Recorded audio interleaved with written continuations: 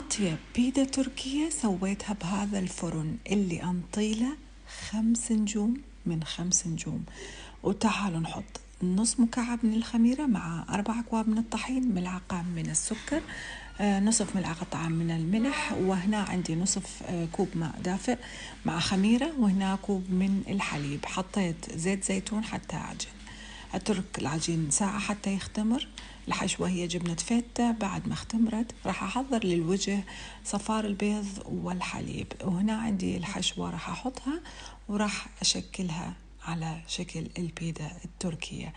الفرن هذا بصراحة ينحط على الراس من هالقد ما هو رهيب.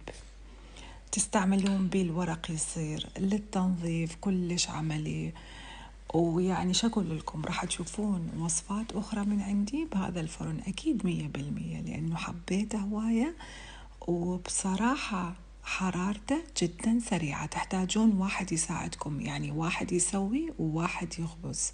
رهيب.